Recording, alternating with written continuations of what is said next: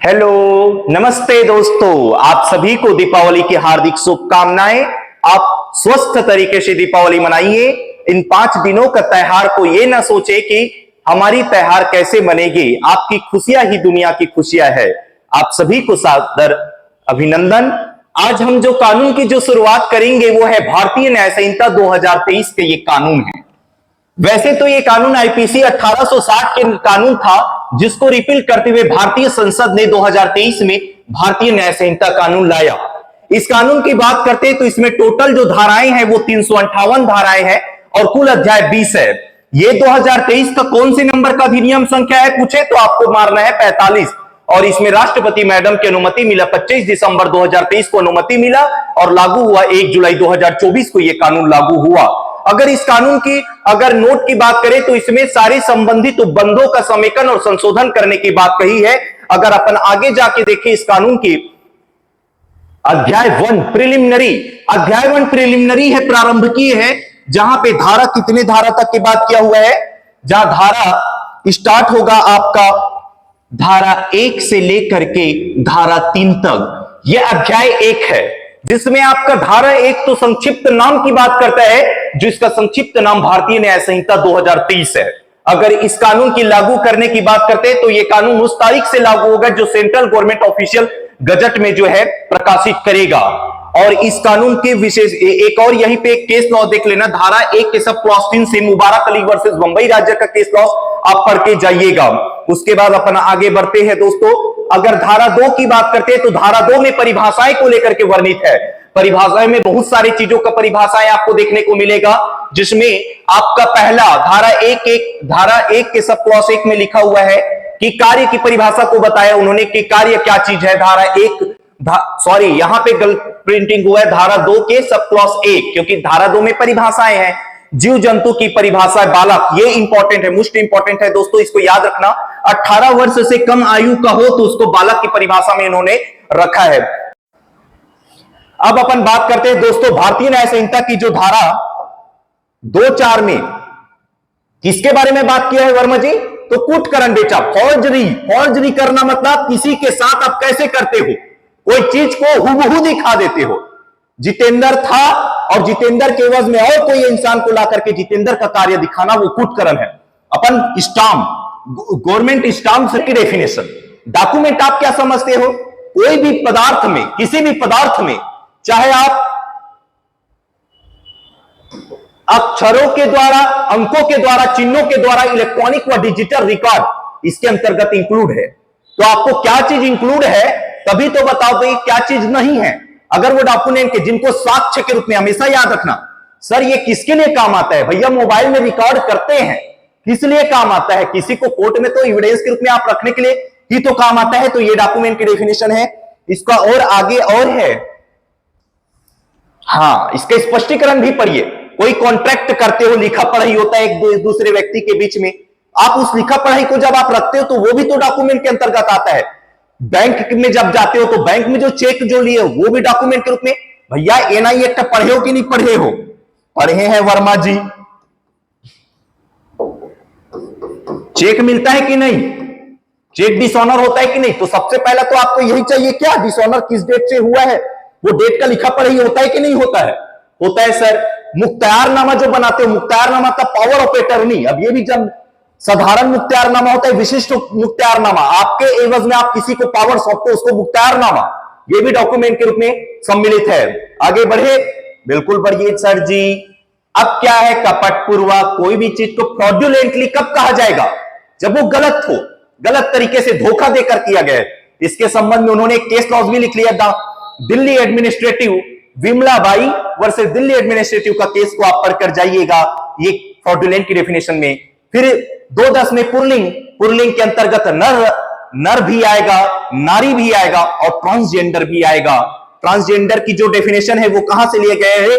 तो ट्रांसजेंडर व्यक्ति के अधिकारों का संरक्षण अधिनियम 2019 की धारा 2 में जो परिभाषित है वहां से उन्होंने ट्रांसजेंडर की परिभाषा को लिया है। फिर अपन आगे बात करते हैं सद्भावपूर्वक। गुड फेथ क्या चीज है वर्मा जी? गुड फेथ कब कहा जाएगा? जब आप कोई चीज को प्रॉपर जो है तरीके से, उचित तरीके से, सम्यक सत्कर्ता, आपको पता है कि ऐसा करूंगा तो ऐसा होगा, मतलब आप जान रहे हो, सम्यक सत्कर्ता होना चाहिए और ध्यान आपका होना चाहिए। अगर नहीं है, ये दोनों नहीं है, तो उसको गुड फैथ, ये आपको दो चीज रखने हैं, सम्यक सत्कर्ता और आपका ध्यान होना चाहिए, दोनों नहीं है, तब उसको गुड फैथ नहीं माना जाएगा। उसके अलावा गुड फैथ का डेफिनेशन और कौन कौन से कानून में दिया है, ये भी आप लोगों को पढ़ने के लिए लिख दिया गया है, आप देख लीजिएगा। उसके बाद आगे बढ़ते हैं। सेंट्रल, सरकार की क्या डेफिनेशन है भैया, तो सरकार की डेफिनेशन में सेंट्रल गवर्नमेंट हो और स्टेट गवर्नमेंट दोनों की डेफिनेशन इसमें कवर्ड होगा। उसके अलावा 213 संश्रय, इसको गलत हो गया है भाईजान, सुधार लेना। क्या लिखना है बेटा, इसको संश्रय पढ़ना है, हार्बरिंग करना, किसी को जगह देना, आश्रय देना, भोजन देना, पेय देना, अस्त्र देना, वस्त्र देना, शस्त्र देना, यही तो कहलाता है संश्रय देना। इसको भी अपन पढ़ेंगे, कौन से कानून में जो है संश्रय दोगे तब अपराध माना जाएगा। अब अपराध किसी को मार करके किसी के घर में छुपा दिया, ये तो नहीं देख रहा है, तो ये संश्रय देना हुआ कि नहीं हुआ, आरोपी व्यक्ति को आपने छुपाया है, तो ये आ जाएगा संश्रय की डेफिनेशन में। उसके बाद बात करें इसकी डेफिनेशन 216 में, न्यायाधीश, जज क्या चीज, जज कौन है उसके, सॉरी जज क्या चीज नहीं, जज की डेफिनेशन की बात किया हुआ है। उसके अलावा 217 में जीवन की परिभाषा, जीवन में मानव का जीवन शामिल है। इस 218 में स्थानीय विधि, 219 में पुरुष, ये देख लेना भाई, ये जो जो सरल सरल है उसको आप लोगों के लिए छोड़ दे रहा हूं। वह है 223 में शपथ, शपथ मतलब होता है एफिडेविट, कोई भी चीज को, शपथ मतलब आप एफिडेविट, किसी भी चीज को आप गवाही, कोर्ट में गवाही लाते हो तो भैया उस गवाही को ऐसी थोड़ी कर दोगे। यहां तक जो भी बालिका बालक होता है उसकी बयान एफिडेविट में क्यों लिया जाता है, क्योंकि वो उसको सत्यनिष्ठा का प्रतीक होता है। इसमें कहा गया है ना कि विधि द्वारा, क्या बोला गया है बेटा, कि विधि द्वारा प्रतिस्थापित, विधि द्वारा प्रतिस्थापित सत्यनिष्ठ प्रतिज्ञान से जब कोई आप बात बोलते हो तो उसको शपथ माना गया है। आप जब ऑर्डर 18 जब पढ़ोगे, ये कौन सा कानून है आपके माइंड में रिकॉल करना चाहिए, 1908 का सीपीसी का बात कर रहा है वर्मा जी। तो जो 18(4) जो कोर्ट में आप जब देते हो तो किसमें देते हो, शपथ में ही तो देते हो।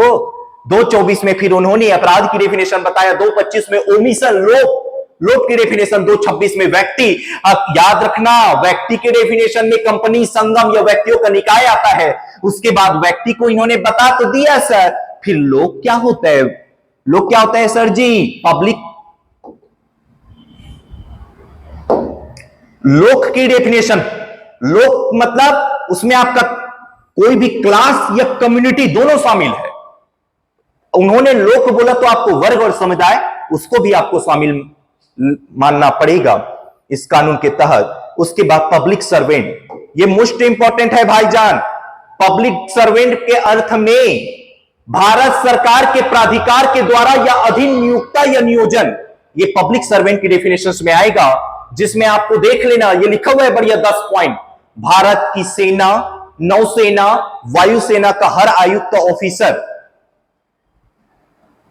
अपन पब्लिक सर्वेंट की डेफिनेशन की बात करें तो पब्लिक सर्वेंट की डेफिनेशन में, परिभाषा में देखो, भारत सरकार द्वारा प्राधिकृत व्यक्ति, नियोक्ता, नियोजन, भारत की सेना, नौसेना, सेना, नौसेना, वायुसेना का हर आयुक्त लोक ऑफिसर पब्लिक सर्वेंट की डेफिनेशन में आएगा। उसके बाद न्यायाधीश, कोई भी न्यायाधीश, समापक, रिसीवर, कमिश्नर, पंचायत का सदस्य, पंचायत का सदस्य है तो आपको सामने क्वेश्चन है, सरपंच, सचिव, ये दोनों में से कौन पब्लिक सर्वेंट है। आपने कहा ना पंचायत का सदस्य, मध्यस्थ, आर्बिट्रेटर जो होते हैं वो भी इसके अंतर्गत आएगा। मीडिएटर जो है, किसी भी व्यक्ति को परिरोध में करने या रखने के लिए सशक्त हो, जैसे जेलर, तो वो भी जो है किसके अंतर्गत आएगा, लोक सेवक। अपराधों का निवारण करने के लिए जो ऑफिसर जो नियुक्त है वो भी पब्लिक सर्वेंट की डेफिनेशन में आएगा। कोई भी संपत्ति का अधिग्रहण, जो प्रॉपर्टी को अटैचमेंट करने के लिए अपॉइंटमेंट है, वो भी जो है पब्लिक सर्वेंट की डेफिनेशन में आएगा। धन संबंधी हितों की रक्षा करने वाला व्यक्ति भी जो है पब्लिक सर्वेंट के डेफिनेशन में आएगा। संपत्ति को प्राप्त करे, व्यय करे, सर्वेक्षण करे, उस जो सुपरवाइजिंग करे वो भी पब्लिक सर्वेंट के डेफिनेशन में आएगा। जो सरकार से वेतन, फीस, कमीशन प्राप्त करे या पारिश्रमिक प्राप्त करे, मेहताना प्राप्त करे, वो भी पब्लिक सर्वेंट के डेफिनेशन में आएगा।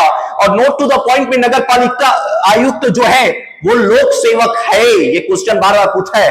अब आपके माइंड में एक क्वेश्चन और आना चाहिए, सर ये जो विधायक होते हैं, member of legislative assembly, MLA, क्या पब्लिक सर्वेंट की डेफिनेशन में आएगा कि नहीं आएगा? अपन आगे देखते हैं कि आएगा कि नहीं आएगा। ये इन्होंने केस लॉ लिख दिया, बहुत बढ़िया भैया। एस आर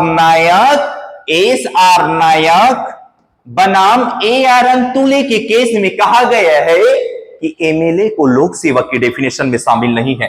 फिर उसके बाद 229 में विश्वास करने का कारण, ड्यू टू रीजन, कोई भी कारण को विश्वास कब करोगे उसके बारे में लिखा है, विश्वास करने का क्या कारण है। उसके अलावा 224 में विशेष विधि के बारे में बताया है। 231 मूल्यवान प्रतिभूति, इंपॉर्टेंट है दोस्तों, ये मत सोचना कि वर्मा जी ऐसा स्किप कर दे रहा है तो क्या सर वो इंपॉर्टेंट नहीं है, इंपॉर्टेंट है बेटा। ये रैपिड रिवीजन क्लास है तो आपके माइंड में मैं तुरंत रिकॉल के लिए इस चीजों को सामने रख रहा हूं। मूल्यवान प्रतिभूति के बारे में उस दस्तावेज का द्योतक है जो इनके द्वारा विधिक अधिकार जो सृजित करता हो, विस्तृत करता हो, अंतरित करता हो, निर्बाधित करता है, निर्वापित किया जाए, छोड़ा जाए, वो जो है वैल्यूएबल सिक्योरिटी के अंतर्गत आता है। उसके बाद अगर बात करते हैं डेफिनेशंस का, तो जलयान के डेफिनेशन, जलयान में ऐसी चीज, जलयान में क्या चीज है? ऐसी चीज जो मानवों के लिए संपत्ति के जल द्वारा प्रवरण के लिए बनाई गई हो, वो जलयान की डेफिनेशन। हाँ, ये बड़ा काम का है।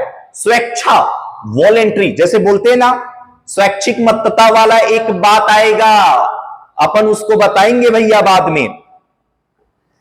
ये जो वॉलेंट्री की डेफिनेशन है बेटा, हमारे कानून जो है एक्चुअल में बीएनएस में जो इंटेंशन है, वो इंटेंशन कैसा होना चाहिए? दुराशय होना चाहिए, मेंसरिया होना चाहिए। तो मेंसरिया को भारतीय न्याय संहिता या इससे पहले इंडियन पिनल कोड है, वहां पे डायरेक्ट डिफाइन तो नहीं है, तो उसके जगह वॉलेंट्री से, स्वेच्छा से, जानबूझ करके, तो ऐसे वर्डों का प्रयोग किया गया, ऐसे शब्दों का प्रयोग किया गया है। इंडियन जो लॉ है कॉमन लॉ सिस्टम से ही प्रेरित है, तो हमारे भारतीय न्याय संहिता में जो दुराशय है उसको स्पष्ट रूपों में लिखा हुआ है। तो ये जो स्वेच्छा है, तो स्वेच्छा कब कहा जाएगा? जब आपका आशय था, जब आप उस चीज को जानते थे या विश्वास करने का कोई कारण रखते थे, तो वो स्वेच्छा शब्द का प्रयोग किया गया है। उसके अलावा ये विल लिखा है, ये क्या लिखा है बेटा? इसको सुधार लेना, ये वित नहीं है, विल। पढ़े हो कि नहीं पढ़े हो? विल पढ़ेंगे सर, आप ही पढ़ाओगे। तो विल में वसीयती जो दस्तावेज जो आएंगे, ये इसके अंतर्गत कवर्ड होगा। फिर 235 की अगर अपन बात करते हैं, तो इन्होंने 235 में स्त्री की परिभाषा को, किसकी परिभाषा को बेटा? पुरुष की परिभाषा में कोई भी किसी भी आयु का पुरुष को रखा, किसी भी आयु का नर को रखा पुरुष की परिभाषा में, तो स्त्री की परिभाषा में किसी भी आयु की नारी को इन्होंने रखा है। और सदोष अभिलाभ, जब आप किसी भी तरह चीजों को विधि विरुद्ध साधनों द्वारा ऐसे संपत्ति का विलाप करते हैं जिसका वैध रूप से आप हकदार नहीं हो, तो वो सदोष लाभ है। wrongful loss in wrongful gain, सदोष अभिलाभ। ये सदोष अभिलाभ होगा तो इसके नीचे सदोष हानि होगा, इसको भी पढ़ के जाना। 236 में सदोष अभिलाभ की परिभाषा, 238 में सदोष हानि की परिभाषा। उसके बाद अपन बात करते हैं 239। हाँ, ये परिभाषा सेक्शन अब आपका खत्म हो गया। मान लो कई ऐसे शब्द है सर जिसका शब्द परिभाषा बीएनएस नहीं बताया, तो उस जगह पे कौन से कानून का सहायता लेंगे बेटा? तो उस जगह पर अपन जो है सहायता किसका लेंगे? इंफॉर्मेशन टेक्नोलॉजी एक्ट 2000, सूचना प्रौद्योगिकी अधिनियम 2000 के उस कानून से लेंगे। और जो और नहीं बता पाया, वो भी नहीं बता पाया, तो किसके सहायता लेंगे सर? बीएनएसएस का सहायता, भारतीय नागरिक सुरक्षा संहिता 2023 में उन परिभाषाओं को समझेंगे। तो ये जो है आपका परिभाषा वाला सेक्शन समाप्त होता है। फिर जो धारा 3 है, तो धारा 3 में आप जब कोर्ट जाते हो तो 3-5 लगा है सर, और एक होता है बेटा पहले आईपीसी में 34 था। आगे बताते हैं।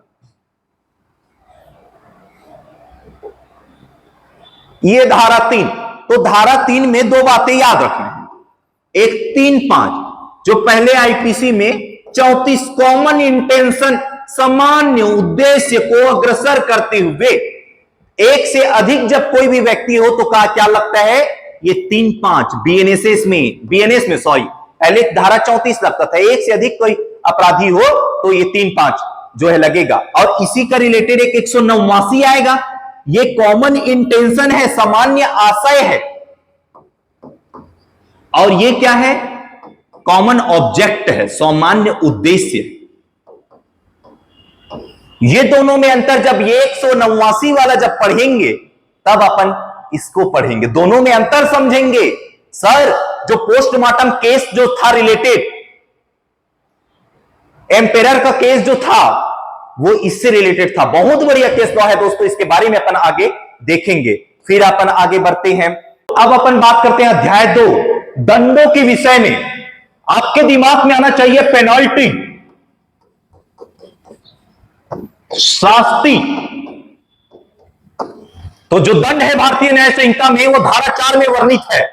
6 प्रकार के दंड बताए भैया इन्होंने। एक है मृत्यु, एक है आजीवन कारावास, एक नॉर्मल कारावास, एक संपत्ति का संपरण, फॉरफीचर ऑफ प्रॉपर्टी, एक जुर्माना और एक सामुदायिक सेवा।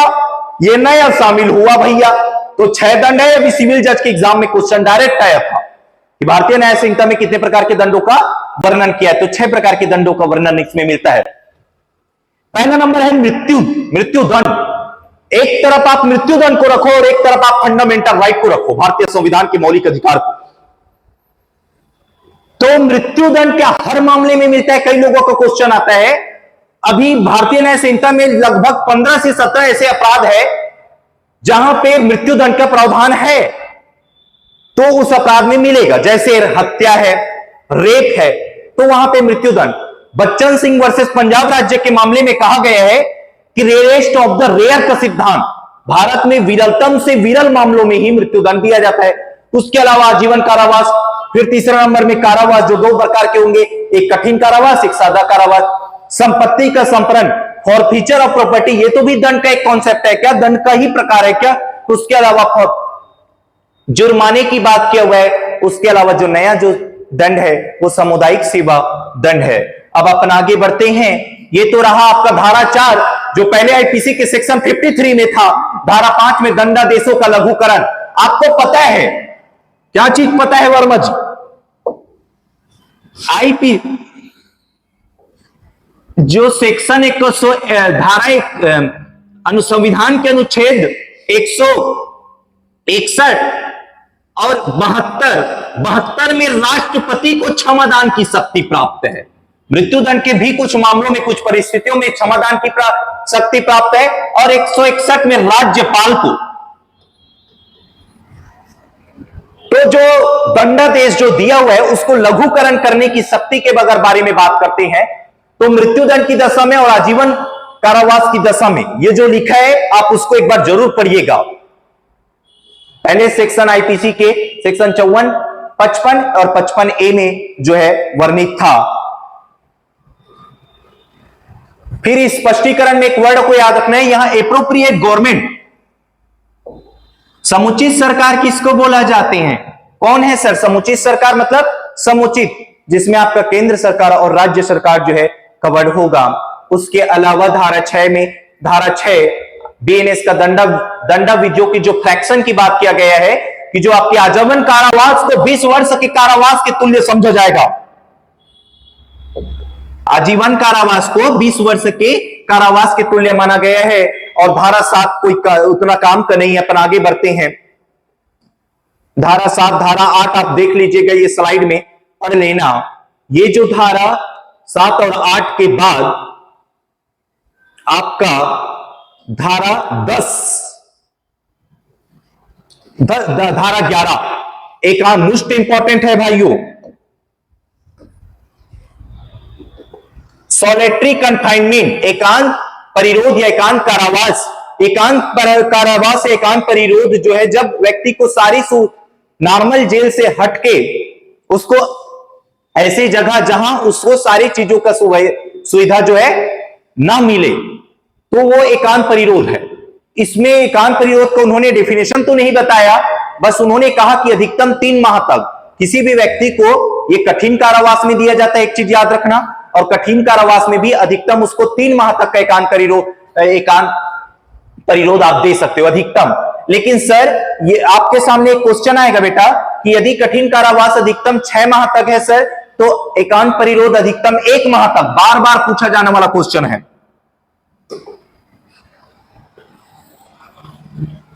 यदि कठिन कारावास जो है अधिकतम 6 माह तक है तो आपको एकांत परिरोध की अवधि कितना होगा, अधिकतम 1 माह तक। यदि 6 माह से अधिक परंतु 1 वर्ष से कम तो एकांत परिरोध की अवधि जो है 2 माह तक है, 2 माह तक। और अगर 1 वर्ष से अधिक है तो एकांत परिरोध की अवधि जो है 3 माह तक होगा। एकांत परिरोध सिर्फ कठिन कारावास में दिया जाता है, ये पॉइंट को याद रखना। उसके बाद अपन आते हैं एकांत परिरोध की अवधि। तो एकांत परिरोध का जब निष्पादन जब एग्जीक्यूट करते हैं टोटल पीरियड उसको 3 माह तक दिया जाएगा। लेकिन क्या 3 माह एक ही बार में दिया जाएगा, आपके माइंड में आना चाहिए। तो एक बार में आप उसको लगातार एक बार में 14 दिन से अधिक नहीं रखोगे भैया। कितने दिन से अधिक नहीं रखोगे? 14 दिन। मतलब 14 दिन के इंटरवल होना चाहिए, 14 दिन के बाद फिर गैप होगा कुछ दिनों का, फिर आप उसको दोगे।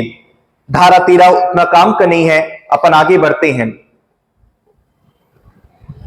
अध्याय 3 साधारण अपवाद। अब ये बड़ा इंपॉर्टेंट चैप्टर है भाई, यहां से बहुत क्वेश्चन आपको देखने को मिलेगा।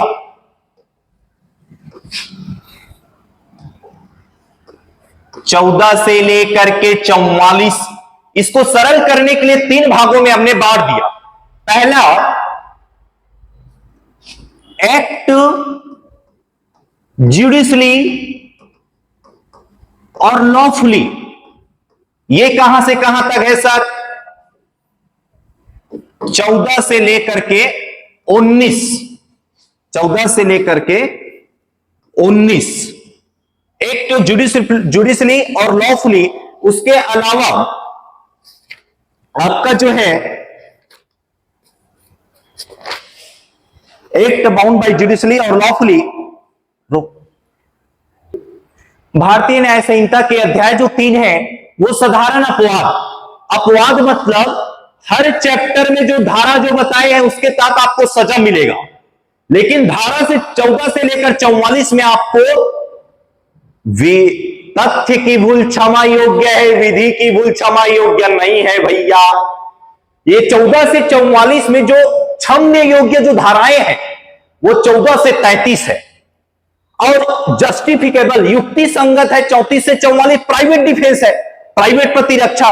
सर वो मेरे को मार रहा था, वो बलवान था, शक्तिशाली था, मुक्के पे मुक्के मार रहा था, मैंने उस मुक्के पे अगर मैं नहीं मारता, वहीं पे रॉड पड़ा था, मैंने रॉड उठाकर अपनी जान बचाने के लिए उसकी जान ले गया, क्योंकि अगर ऐसा कदम नहीं करता सर तो मैं वहीं पे मर जाता।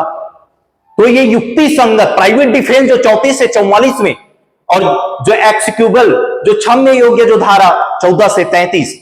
तो ये 14 से 44 के जो सफर है उसको आसान करने के लिए हमने उसको फिर से 4 भागों में बांट देंगे।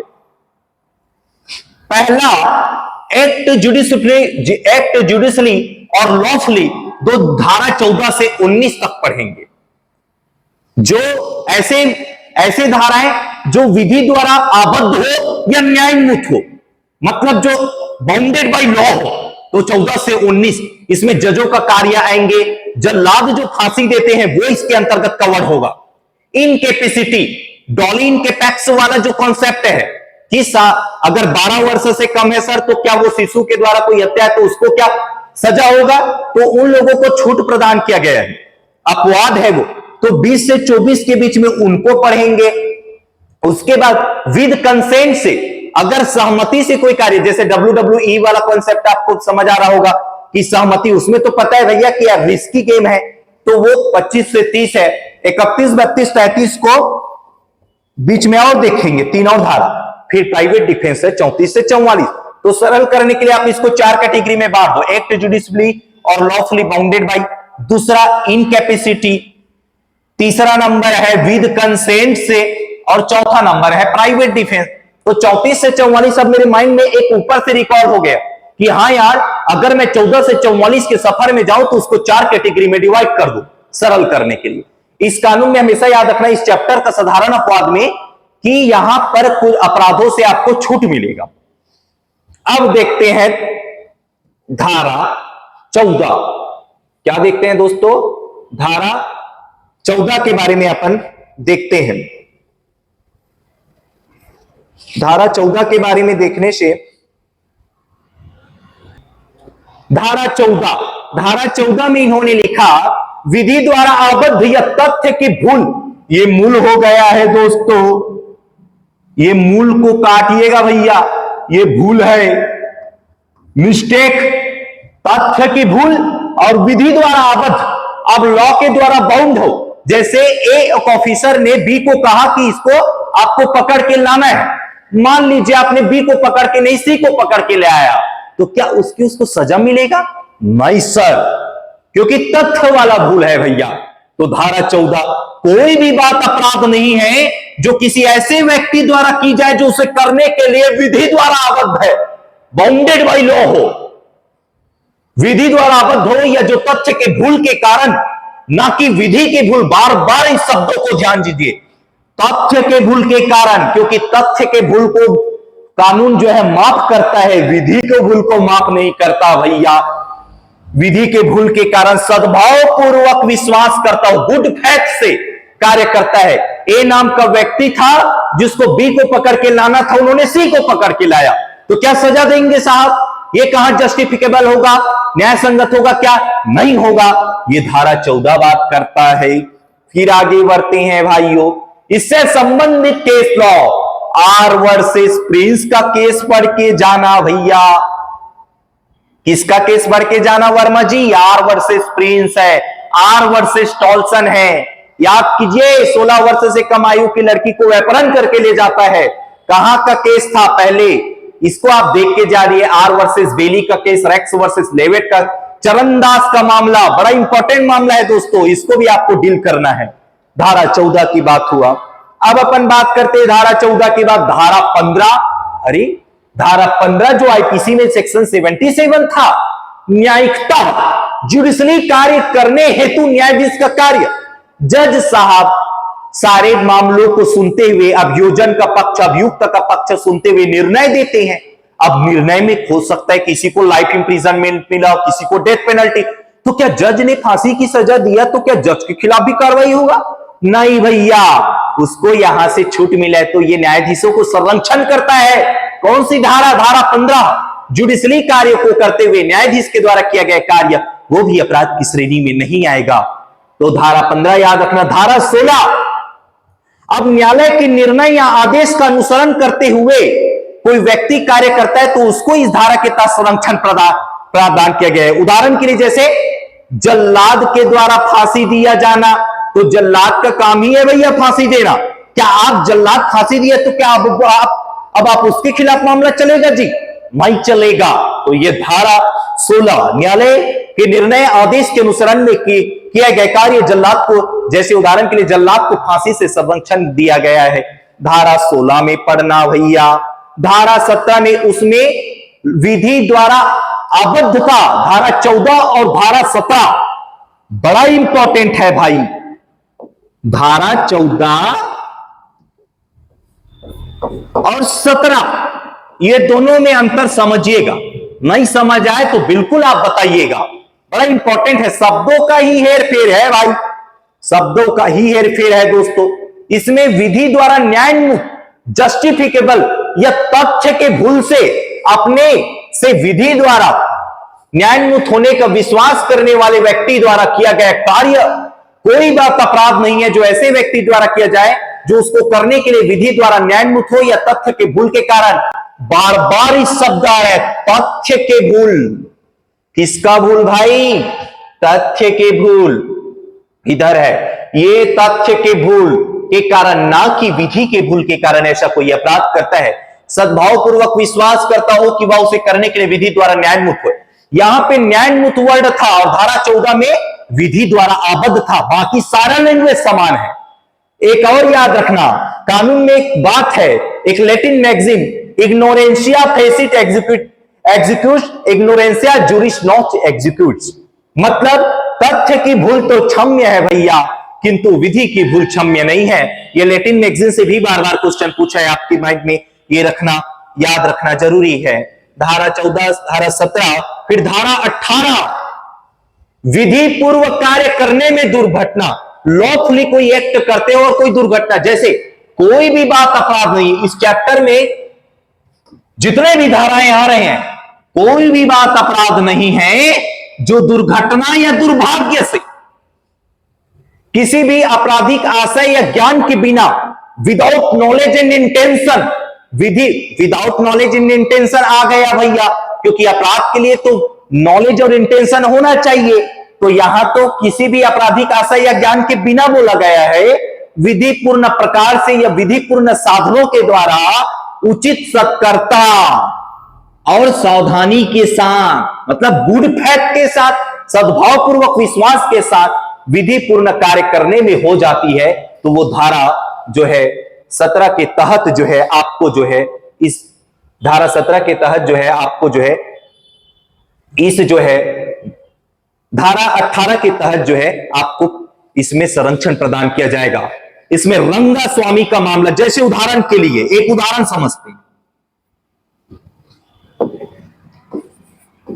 सबसे बढ़िया उदाहरण है कुल्हाड़ी वाला मामला कि एक व्यक्ति खेत में कुल्हाड़ी से काम कर रहा था, पेड़ काटने का। पेड़ कुल्हाड़ी का फल जो है बाहर निकल करके एक दूसरे व्यक्ति को चला जाता है, जिससे उसकी मृत्यु हो जाता है। तो यहां पर यह देखा जाएगा कि क्या उन्होंने जब कुल्हाड़ी पकड़ा था तो क्या उसका आशय था कि उसको मारने का? पहला बात तो उनका तो आशय नहीं था। दूसरा, उन्होंने विधि पूर्ण प्रकार से, उनको पता था कि मैं जो कुल्हाड़ी पकड़ा हूं वो सही था, विधि पूर्ण तरीके से विधि पूर्ण साधनों द्वारा उसको सावधानी के साथ था, तब ऐसी घटना हो जाए तो उसको जो है इस धारा के तहत छूट मिलता है। बट आपका ये 4 बातें फुलफिलमेंट होना चाहिए भैया। इस धारा में आपको बचने के लिए 4 बातें आपका फुलफिलमेंट होना चाहिए। इससे संबंधित बड़ा इंपॉर्टेंट केस है रंगा स्वामी का मामला। अब ये मामला क्या है आप पढ़िएगा, इतना एफर्ट आपको लगाना है। चतुरनाथ का मामला, वास्टर का मामला, आर वर्सेस वकार का मामला, जागेश्वर वर्सेस इंपेरर का मामला, बड़ा इंपॉर्टेंट केस लॉज है दोस्तों। यहां से क्वेश्चन पूछता ही है, मोस्ट इंपॉर्टेंट केस लॉज है। तो ये धारा 18 बताया। अब अपन आगे सफर में बढ़ते हैं। धारा 18 के बाद जो है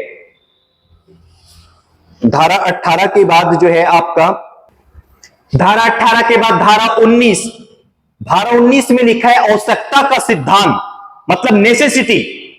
अगर मान लीजिए आपके सामने ऐसा ऑप्शन है कि आप कार चला रहे हैं, इधर से 5 स्कूल बच्चे आ रहे हैं और इधर से मान लो कोई बैल आ रहा है। अब आप उस 5 बच्चे को बचाने के लिए आपको अपनी कार को बैल की तरफ से ले जाना है, तो आप किधर जाना चाहोगे? बैल की तरफ ले जाए, क्योंकि अगर उधर नहीं जाते तो वो 5 बच्चे की जान खतरा था। आपके सामने ऐसा सिचुएशन क्रिएट हो गया। तो आप इमेजिन कीजिए, ऐसी ही कानून में आवश्यकता का सिद्धांत है कि अगर कोई बड़ा हार्म को बचाने के लिए आपको छोटा हार्म करते हो तो इस धारा के तहत आपको संरक्षण मिलता है। इन्होंने डायरेक्ट लिखा है आवश्यकता का सिद्धांत, कोई भी बात अपराध नहीं है, कोई भी बात अपराध नहीं है जो अपहानि की संभावना का ज्ञान होने पर भी किसी भी आपराधिक आशय के बिना, मतलब हानि की तो संभावना है, किसकी संभावना है? अपहानि, मतलब बड़ा हानि को होने की संभावना का ज्ञान होने पर किसी आपराधिक विदाउट इंटेंशन, आपका इंटेंशन नहीं था कि उसको मार दिया जाए या वहां पे गाड़ी चला दिया जाए, लेकिन बड़ा हानि को बचाने के लिए आपराधिक आशय के बिना सद्भावपूर्वक गुड फैथ से, गुड फैथ ये वर्ड बार बार आ रहा है, आपको डेफिनेशन में आपने पढ़ा, व्यक्ति या संपत्ति की रक्षा हेतु किसी अन्य गंभीर हानि से बचाने के लिए किया गया था। मतलब बड़ा हार्म को बचाने के लिए आपने छोटा हार्म किया, विदाउट इंटेंशन के उचित सतर्कता और सावधानी से गुड फैथ के साथ विधि पूर्वक कार्य करने में हो जाती है, तो आपको इस धारा के तहत आपको रिलीफ मिलता है। आप उस धारा के तहत जो है आपको संरक्षण मिलता है। आर वर्सेस डडले एवं स्टीफन, ये डाउले हो गया, इसको डडले एंड स्टीफन का मामला। इसमें क्या था?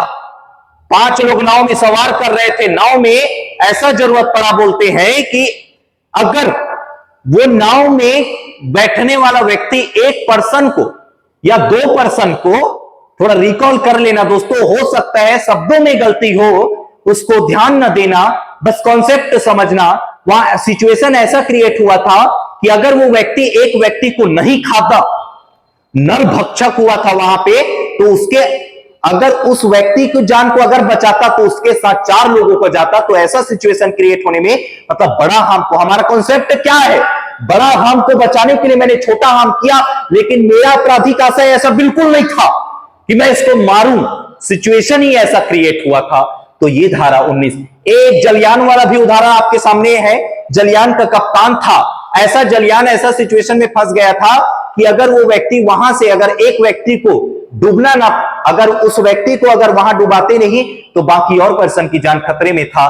तो इससे संबंधित ये केस वाला R versus Dudley and Stephen, इसमें इन्होंने R versus Dudley and Stephen में न्यायाधीश लॉर्ड कॉलरिन ने कहा है कि अपने जीवन को सुरक्षित करना एक कर्तव्य है, परंतु इसे दूसरों के लिए बलिदान कर देना एक परम कर्तव्य है।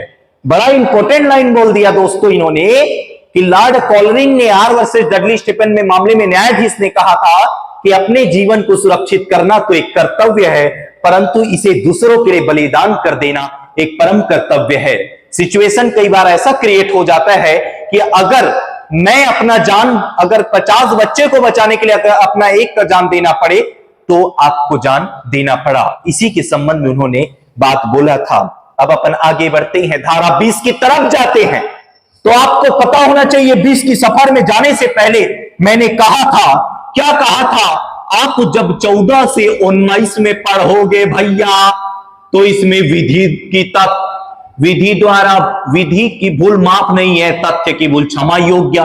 14 से 19, 20 से 24 में असक्षमता, एक code language code trick word, असक्षमता इनकैपेसिटी। तो धारा 20 से 14 में 20 से 24 में जितने भी धाराएं आएंगे उसमें असक्षम रहेंगे। जैसे देखो ना भैया, धारा 20 में ही बोल दिया अब 7 वर्ष से कम आयु की शिशु का कार्य, अगर 7 वर्ष से कम का कोई बच्चा अपराध करने में अक्षम है, डॉली इनकेपेक्स, ना समझ गुड़िया है वो, उसकी समझ क्या हुई है, 7 साल की बच्ची के द्वारा अगर कोई ऑफेंस कर दिया जाता है तो उसको इस धारा के तहत संरक्षण मिला है। ये धारा 20 है। आगे बढ़ते हैं दोस्तों, बहुत लंबे सफर में हमको जाना है। धारा 21, 60 वर्ष से ऊपर किंतु 12 वर्ष से आयु के अपराधी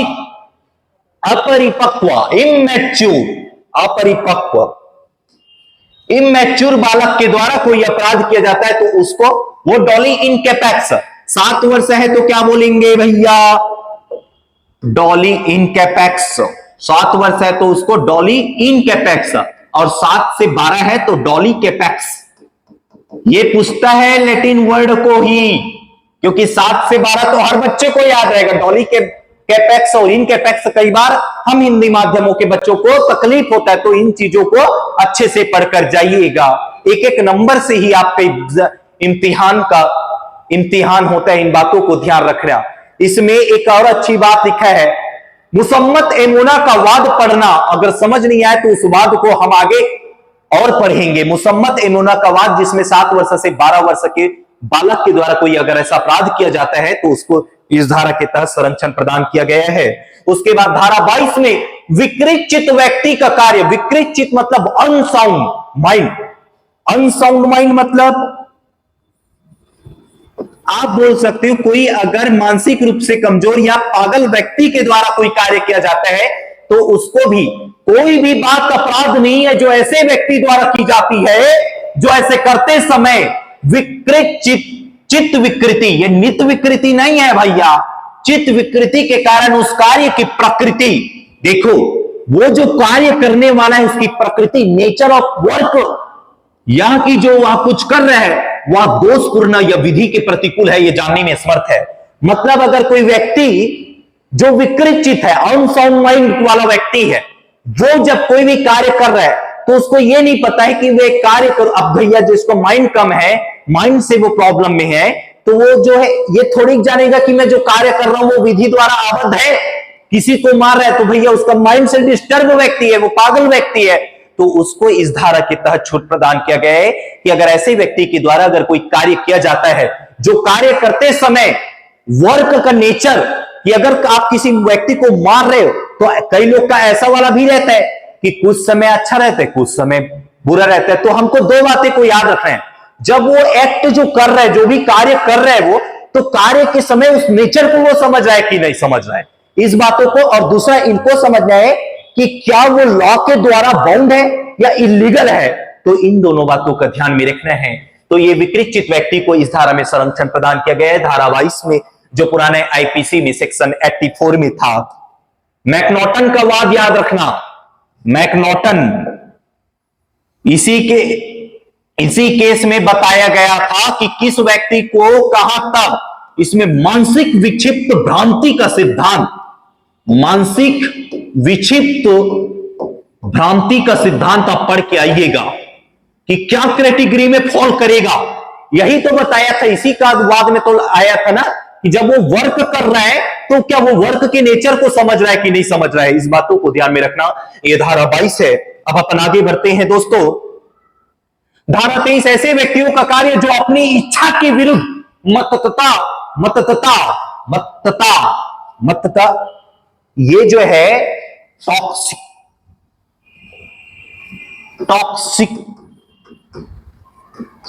टॉक्सिटी मतलब आप उसके इच्छा के विरुद्ध आप उसको शराब पिला रहे हो, शराब में होने के कारण वह निर्णय में पहुंचने में असमर्थ। अस्वैच्छिक मतता मतलब इसके मतलब जैसे आप अपने दोस्तों को बोल रहे हो भाई ये शराब लीजिए, और शराब के नशे में वो उस कार्य को कर रहे हैं, तो उसको इस धारा के तहत छूट मिलेगा। क्योंकि उनको ये पता नहीं था कि जब उन्होंने जो वो एक्ट किया उस नशे के कारण उन्होंने एक्ट किया।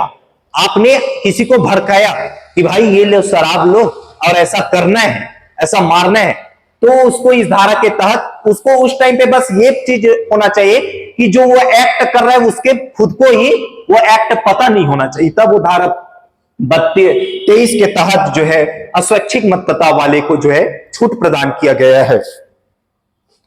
उसके बाद धारा 24 में किसी व्यक्ति द्वारा जो मतता में है किया गया अपराध जिसमें विशेष आशय या ज्ञान का होना अपेक्षित है।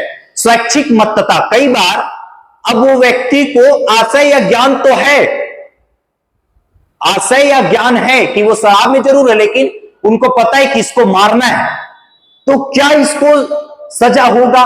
तो एक नोट टू द पॉइंट में याद रखना, अनैच्छिक मतता,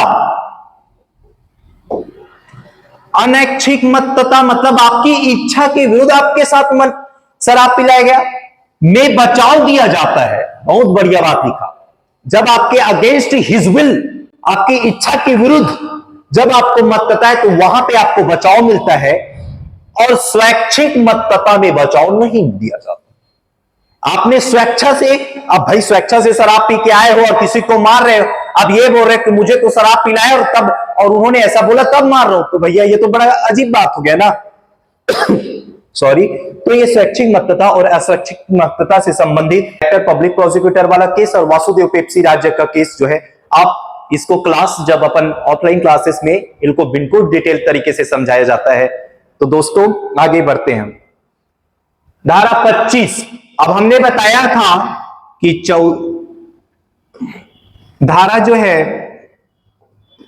14 से 19 विधि द्वारा आबद्ध वाला कॉन्सेप्ट, 20 से 24 में इनकैपेसिटी, असक्षम लोग जब कार्य करे तो उसमें आ गए ना 7 वर्ष, 7 से 12 वर्ष और विकृत चित्त व्यक्ति और स्वैच्छिक मतता।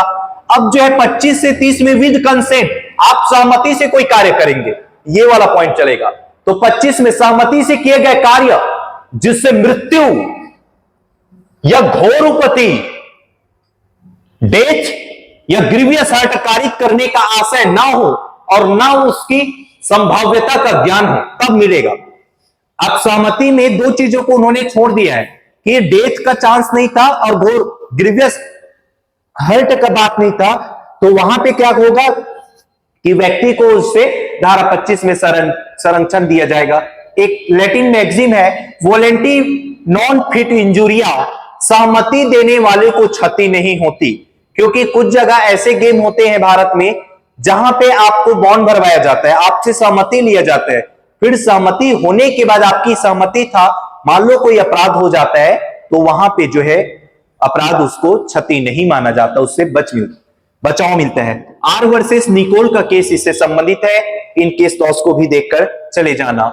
धारा 25 के बाद धारा 26 में किसी व्यक्ति के फायदे के लिए संपत्ति से सद्भाव पूर्वक किया गया कार्य जिसे मृत्यु कारित करने का आशय नहीं है।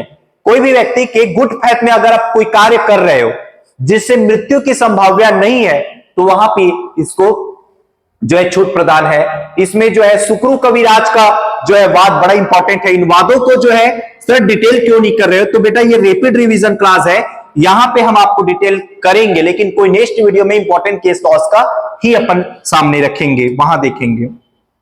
धारा 27 में संरक्षक द्वारा ये उसकी सहमति का बात किया गया। सम्मति नहीं मानी जाएगी। हाँ, आप सहमति बोल रहे हो, कंसेंट बोल ही रहे हो, तो सहमति कब नहीं मानी जाएगी? तो जब आप किसी को यह भय दिला करके सहमति लेते हो कि क्षति के भय में दी गई है सहमति, आप उसको डरा के लिए हो, तथ्य के भ्रम में दी गई है, आप उसको फैक्चुअल बातें को इधर उधर करके सहमति लियो। चित्त विकृता, विकृत चित्त के कारण, विकृत चित्त, अनसाउंड व्यक्ति है, पागल व्यक्ति है, उसके कारण आप उससे सहमति लिए हो। 12 वर्ष से कम आयु के शिशु के द्वारा सहमति लिए हो, या कोई व्यक्ति जो नशे में है, तो ऐसे सहमति को सहमति नहीं मानी जाएगी। धारा 25 से जो 30 है, सहमति देकर जो अपराध है उनको छूट मिला है, लेकिन धारा 28 में सहमति कब नहीं मानी जाएगी? अगर इन सब कारणों से आपने सहमति लिया है तो वहां पे सहमति नहीं मानी जाएगी। अगर क्षति या भय के डर में, तथ्य के भ्रम में, विकृत चित्तता के कारण या चित्त विकृतता के कारण, या 12 वर्ष से कम आयु के शिशु के द्वारा या मत्तता के कारण आपने जो है सहमति लिया है, तो वो सहमति नहीं मानी जाएगी। धारा 29 कोई काम करिए। धारा 30 संपत्ति के बिना किसी व्यक्ति के फायदे के लिए सद्भाव पूर्वक, सहमति के बिना, ये सम्मति जो लिखा है आप कंफ्यूज मत होना, ये जितने सम्मति लिखा है ये सहमति ही है, कंसेंट ही है।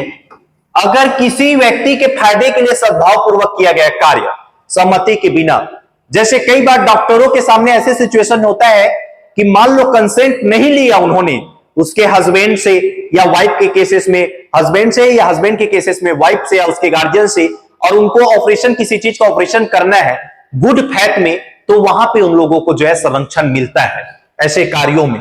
क्योंकि अगर वो सम्मति लेने जाता तो हो सकता है टाइम लग सकता था, जिससे जो है जान जाने की संभावना होता, तो उन्होंने गुड फैथ में रहकर अगर ऐसे कार्य करते हैं तो जो है उनको संरक्षण प्रदान किया है धारा 30 में। 30 के बाद 31, 32, 33 आप लोग देख लेना। फिर ये बड़ा काम क्या है 33, तुच्छ अपहानि कारित करने वाला कार्य, डी मिनिमस नॉन क्यूरिटलेक्स, विधि तुच्छ बातों पर ध्यान नहीं देती। अच्छी बात बोला कि अगर कई बार छोटे छोटे अपराध है तो तुच्छ बातें जो है उस पर जो है कानून जो है ध्यान नहीं देती, ये सूत्र। और यही तुच्छ अपहानि मतलब मान लो कोई छोटा हानि होता है, कोई छोटा हानि होता है, तो ऐसे लोगों को संरक्षण जो है धारा 33 में मिला हुआ है। ये तो बात रही दोस्तों, आपने जो पढ़ा कि जो क्षम्य वाला है, हम दो कैटेगरी में, जो 14 से जो 44 का जो सफर था, हमने उसको दो भागों में पहले बांटा था।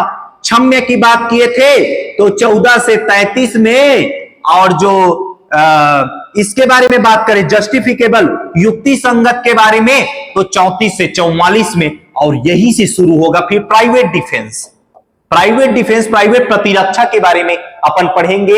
इसके तहत भी जितने भी ऑफेंस आएंगे उसमें भी व्यक्ति को छूट मिलेगा। कब अपने को प्राइवेट डिफेंस मिलता है और कहां तक वो एक्सटेंड रहता है, तो उसके बारे में अपन आगे देखते हैं।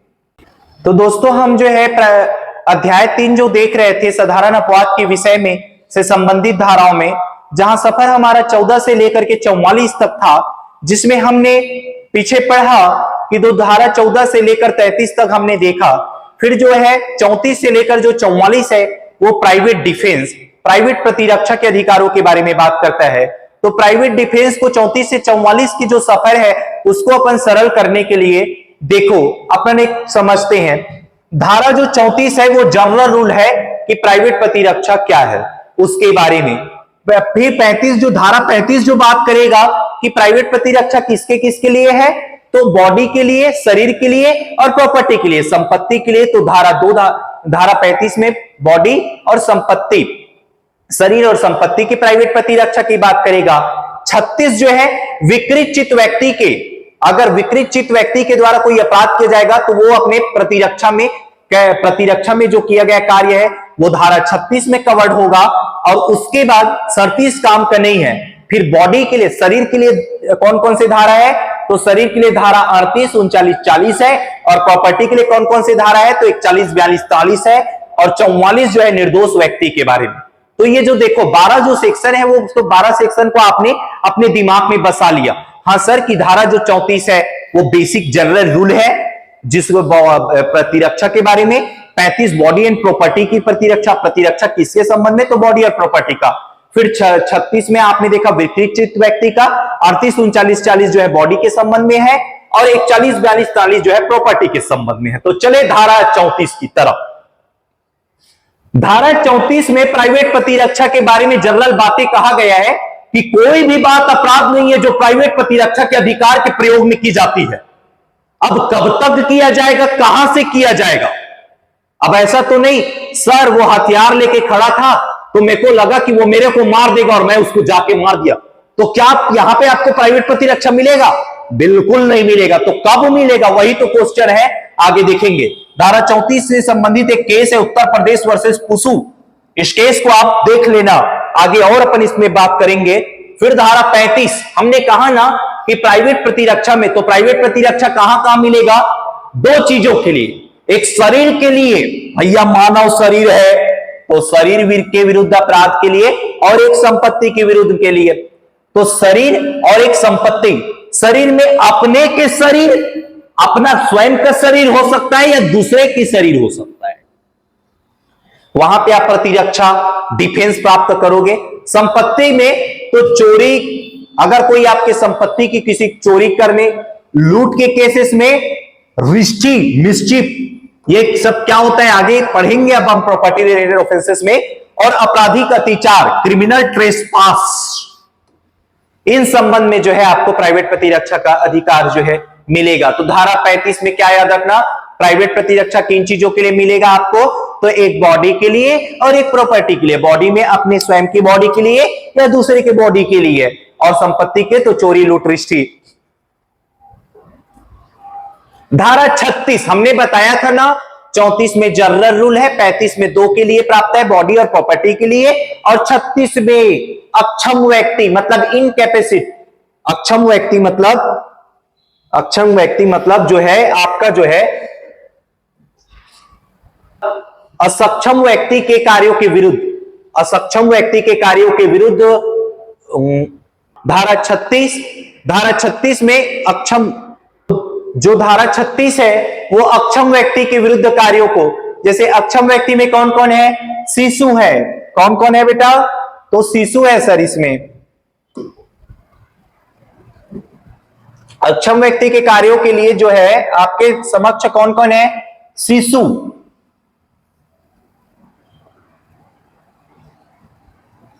शिशु है, चित्त विकृत है,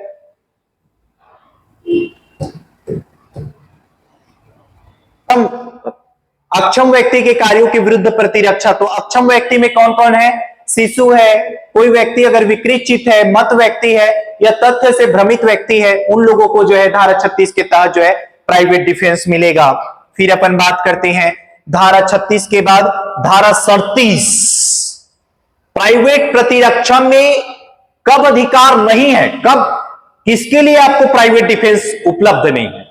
अगर मान लो लोक सेवक का कोई कार्य है, पब्लिक सर्वेंट को आदेश है कि आपको इसको पकड़ के लाना है, तो आप उस व्यक्ति को नहीं मार सकते क्योंकि वो अधिकारी है, आपको पकड़ने गए, तो वहां पे आप प्राइवेट डिफेंस नहीं लोगे। लोक सेवक के निर्देश से कोई कार्य, कोई पब्लिक सर्वेंट का कोई डायरेक्शन है कि इसको ऐसा पकड़ के लाना है, तो वहां पे आप प्राइवेट डिफेंस का यूज नहीं करोगे। लोक अधिकारियों की सहायता उपलब्ध, कहीं पे आपको उसका हेल्प करना है तो आप नहीं करोगे। अतिरिक्त अपहानि जो नैतिक नहीं है, वहां पे जो है प्राइवेट डिफेंस जो है आपको, ये प्राइवेट डिफेंस का जो राइट है वो आपको उपलब्ध नहीं है। इसके लिए एक महत्वपूर्ण वाद जो है करीम बकस का मामला देखना, और वर्णन वर्सेस फकीरा का मामला जो है बड़ा इंपॉर्टेंट मामला है। फिर हमने बताया था, क्या बताए थे वर्मा जी, कि जो है दो तीन बातों को हमेशा याद रखना है। धारा 38, 39 और 40 ये शरीर के विरुद्ध प्राइवेट प्रतिरक्षा है। 41, 42, 43 ये प्रॉपर्टी के प्राइवेट प्रतिरक्षा की बात है। तो शरीर के विरुद्ध प्राइवेट प्रतिरक्षा में मृत्यु कारित करने का अधिकार आप कब सामने वाले व्यक्ति की जो है मृत्यु कारित कर सकते हो? आपको ये 7 सिचुएशन है, 1, 2, 3, 4, 5, 6, 7 ये 7 सिचुएशन है कि आपको मृत्यु की आशंका है। याद रखना, शब्दों की खेल है। मृत्यु की आशंका, डेथ हो सकता है। अगर आप अपने जान नहीं बचाए तो आपका जान जा सकता है। घोर उपति की आशंका, बलात्संका, अगर कोई लड़की को बलात्संका मतलब बलात्संका क्या, बलात्संका उसको क्या है? आशंका। प्रकृति विरुद्ध काम तृष्णा, अननेचुरल लेस्ट 377 पुराना आईपीसी में था, इसको अब अनकॉन्स्टिट्यूशनल कर दिया गया नोटिस से जौहर वर्सेस यूनियन ऑफ इंडिया के केस में। तो कोई व्यक्ति आपके प्रकृति विरुद्ध काम तृष्णा पूर्ण करने के लिए कोई ऐसा कदम करते जिससे आपको आशंकित हो, उस कंडीशंस पे आप जो एक सामने वाला का जो है मृत्यु कारित कर सकते हो। वैपरण या अपहरण की आशंका, सदोष परिरोध मतलब जब कोई व्यक्ति आपको चारों तरफ से घेरने वाला है, उस कंडीशंस पे एसिड फेंकने, अम्ल फेंकना या इसके प्रयत्न पर घोर उपति की आशंका है। 326A आईपीसी की बात करते हैं तो, और 326B अगर अम्ल फेंकने के प्रयत्न, अम्ल फेंकता है या फेंकने के प्रयत्न करता है जिससे आपको घोर उपति की आशंका बनता है, तो उस कंडीशंस पे जो है आप सामने वाले की मृत्यु कारित कर सकते हो। ये 7 सिचुएशन को हमेशा याद रखना। मृत्यु की आशंका, घोर उपति, कोई आपके बलात्संका, प्रकृति विरुद्ध काम तृष्णा, व्यापरण या अपहरण, सदोष परिरोध, एसिड फेंकने या इसके प्रयत्न पर तो आप घोर उपति की आशंका है तो उस कंडीशंस पे आप सामने वाले की मृत्यु कारित कर सकते हो। ये धारा 38 है। धारा 38 के बाद धारा 39 मृत्यु से भिन्न अपहानि, मतलब मृत्यु से भिन्न मतलब मृत्यु छोड़ दो, मृत्यु के अलावा अपहानि कारित करने का कार्य। तो शरीर के संबंध में और ऐसे कोई अपराध वो करता है जिसमें आप मृत्यु नहीं कारित करोगे, वो धारा 39 में आपको उसके बारे में बताया गया है। फिर धारा 40 शरीर के प्राइवेट ये जो है प्रतिरक्षा है, शरीर के प्राइवेट प्रतिरक्षा के अधिकार का प्रारंभ और बना रहना कब शुरू होगा और कब तक बना रहेगा, इसके बारे में धारा 40 जो है बताया है। इसका और विस्तृत वर्णन जो है आपको क्लास में बताया जाएगा कि कब शुरू होगा, क्योंकि केस लॉस पढ़ते जाओगे उसके साथ, उसका इलस्ट्रेशन देखोगे, स्पष्टीकरण दृष्टांत पढ़ोगे, तब आपको समझ आएगा कि सर वो कहां तक विस्तारित है। इनमें तो खाली सेक्शन बताया वर्मा जी ने कि वो कब बना रहता है और कब तक आराम रहेगा, इसके बारे में धारा 40 बताया। फिर 41, 42, 43 किसके बारे में बात करता था? संपत्ति के बारे में। तो संपत्ति की प्रतिरक्षा मतलब आप प्रॉपर्टी के डिफेंस में आप सामने वाले की मृत्यु कब कारित करोगे? जब वो लूट करने का प्रयत्न या बलोगृह भेदन, ये वर्ड को देखना, ये रात्रि गृह भेदन या गृह भेदन, ये शब्द जो है मिस्टेक है, थोड़ा गलत है दोस्तों, ये शब्दों को सुधारना। रात्रि गृह भेदन नाइट में लर्किंग हाउस ट्रेस पास करता है या लूट है, या अग्नि द्वारा रिष्टि या चोरी, रिष्टि या गृह अतिचार की आपको मृत्यु हो, जिससे आप अगर अपनी प्राइवेट प्रतिरक्षा नहीं करते तो आपको मृत्यु या घोर उपति की आशंका है, तो उस कंडीशंस पे आप सामने वाले की जो है मृत्युकारी, ये कंडीशन को जैसे उसमें 7 कंडीशन था कि कोई व्यक्ति आपके साथ बलात्संग करने की आशंका है या मृत्यु करने का आशंका है या आपको काम तृष्ण करने का आशंका है, व्यापरण अपहरण है, एसिड फेंकने, वैसे प्रॉपर्टी के केसेस में कोई व्यक्ति लूट, रात्रि गृहवेदन, अग्नि द्वारा रिष्टि, चोरी, रिष्टि, गृह अतिचार का जो परिणाम है अगर आप नहीं करते तो उसका मृत्यु या घोर उपति आपको पहुंच सकता है, तो उस कंडीशंस पे जो है आपको संपत्ति की प्रतिरक्षा प्राप्त होगा। उसके अलावा धारा 42 जैसे उसमें कहा गया था धारा 39 के कि मृत्यु से भिन्न अपहानिकारिक करने के संबंध में, तो उसमें बोला था बॉडी के लिए, तो इसमें प्रॉपर्टी के लिए। मृत्यु के अलावा कब और आप उसको जो है प्राइवेट प्रतिरक्षा लोगे, तो संपत्ति के संबंध में। फिर धारा 43, कब ये अधिकार आरंभ होगा और कब तक ये बना रहेगा, ये बहुत बड़ा क्वेश्चन है। कि धारा 43 में इन्होंने बताया कि संपत्ति की प्राइवेट प्रतिरक्षा के अधिकार का प्रारंभ और बना रहना। फिर धारा 44 की अपन बात करते हैं, निर्दोषों के जान जोखिम में डालकर प्रतिरक्षा के अधिकार, निर्दोष व्यक्ति के बारे में बात किया गया है। उसके बाद अब अपन बात करते हैं दोस्तों बीएनएस में अध्याय 4 जो है दुष्प्रेरण। दुष्प्रेरण मतलब क्या होता है, किसी बात को उकसाना। सरल शब्दों में याद रखें, आपराधिक षड्यंत्र क्रिमिनल कॉन्स्पिरेसी करेंगे जिसमें एक से अधिक व्यक्ति ही मिलकर तो क्रिमिनल कॉन्स्पिरेसी होता है क्या। और तीसरा जो है प्रयत्न, अटेम्प्ट के बारे में। एक्चुअल में जो अटेम्प्ट था वो 511 जो अध्याय पहले जो चैप्टर बीएनएस का जो चैप्टर है वो लास्ट चैप्टर में वर्णित था, लेकिन अब इसी में आ गया है। जो सेक्शन जो स्टार्ट होगा भाइयों इसके संबंध में 45 से 62 धारा, 45 से धारा 62 तक इसके वर्णन अपन करेंगे। तो धारा दुष्प्रेरण का अर्थ क्या होता है, दुष्प्रेरण मतलब जब किसी भी व्यक्ति को आपराधिक कार्य को करने, दुष्प्रेरण मतलब जब किसी भी व्यक्ति को आप आपराधिक कार्य को करने के लिए दुष्प्रेरित किया जाता है तो ऐसा कार्य दुष्प्रेरण कहलाता है। मतलब किसी को आप उकसाते हो।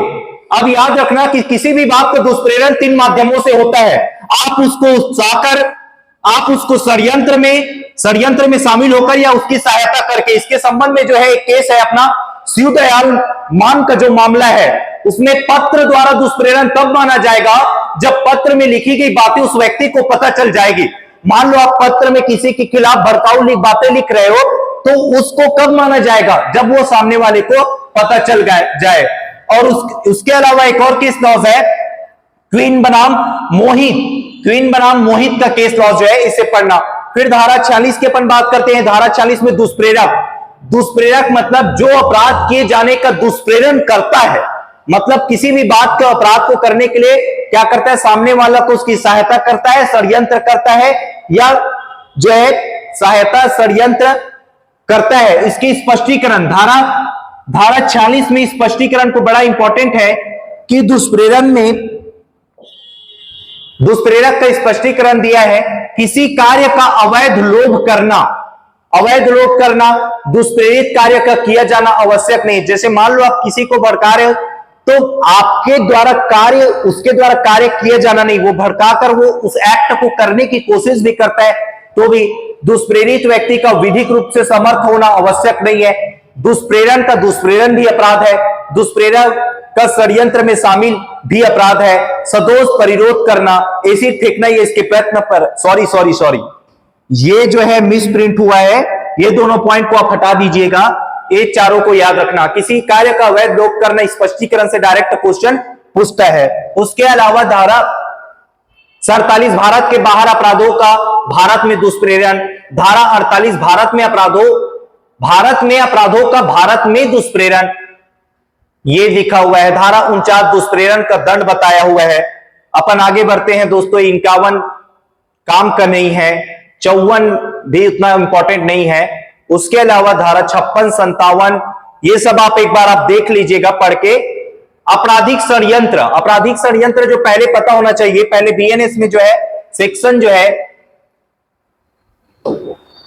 सेक्शन 120 ए बी जो आप पढ़ते थे, ये देखो सेक्शन 120 आपराधिक षड्यंत्र, जब 2 या 2 से अधिक व्यक्ति कोई अवैध कार्य अथवा कोई ऐसा कार्य जो अवैध नहीं है, अवैध साधनों द्वारा करने या करवाने को सहमत होते हैं, उसको क्या बोला जाता है, आपराधिक षड्यंत्र। इसमें याद रखना 2 या 2 से अधिक व्यक्ति। इसके संबंध में इंपॉर्टेंट केस लॉ है विशंभर प्रधान वर्सेस उड़ीसा राज्य, केहर सिंह वर्सेस दिल्ली प्रशासन, तमिलनाडु राज्य वर्सेस नालिनी राजीव गांधी हत्याकांड वाद था। इस केस को अपन बाद में और डिस्कस करेंगे। फिर धारा 62 आजीवन कारावास या अन्य कारावास से दंडनीय अपराधों को करने के प्रयत्न के लिए दंड।